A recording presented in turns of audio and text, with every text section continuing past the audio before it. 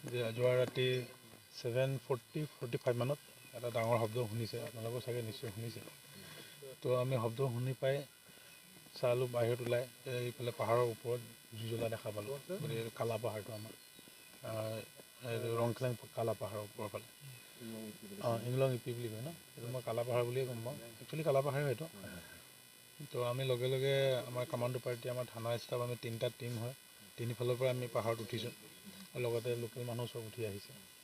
তো আহি পেলাই মেবি এৰাউণ্ড 12 বাজিমানত বস্তুটো স্পটটো পাইছোঁ আৰু আহি পেলাই।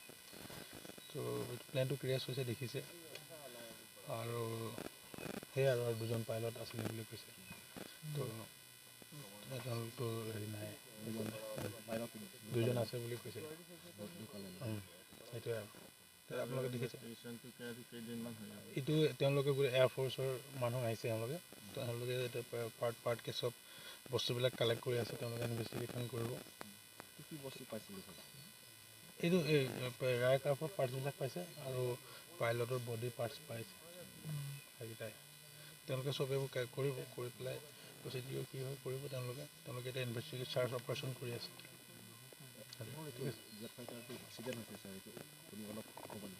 এইটোতো গম নাপাম ন, কেনেকৈ গম পাব, সেইটোতো পচিবল নহয়। কেনেকৈ ক্ৰেছ হৈছে, কি হৈছে, এইটো ব্লেক বক্সটো পালেহে গম পাব।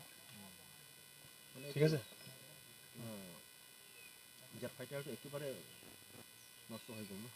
এইটো দেখিছে আপোনাৰ গোটেই পাৰ্টছ পৰি আছে য'ত একদম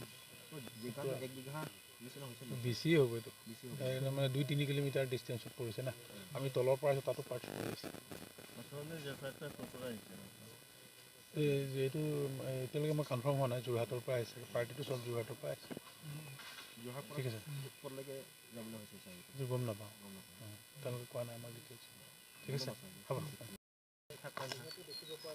কয় মানে এনেকুৱা হ'ল কথাটো, অসমীয়াতে কৈ দিছোঁ।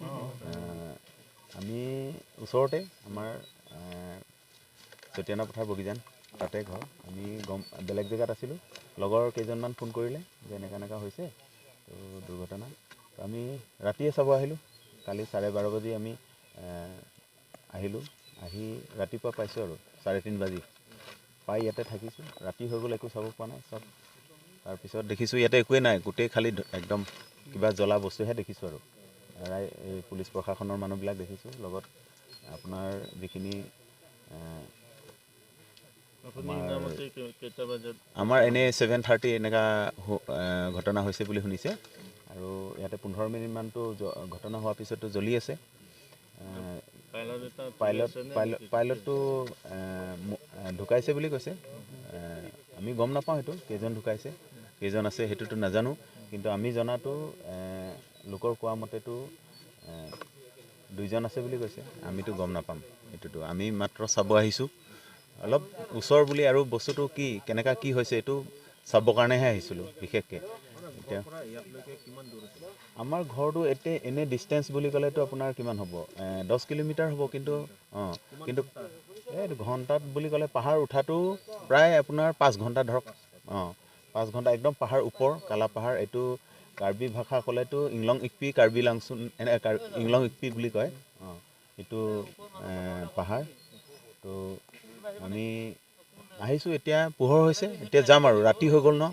যোৱা সময়, অহা সময়তো কিবা জছত আহিছে, আৰু যোৱা সময়তো অলপ শ্লপিং বেছিটো ন, ভয় খাইছে, সেইটো কাৰণে ৰাতিপুৱা যাম। এতিয়াতো আমি আৰু যাব ওলাইছে। ইমানেই। ধন্যবাদ।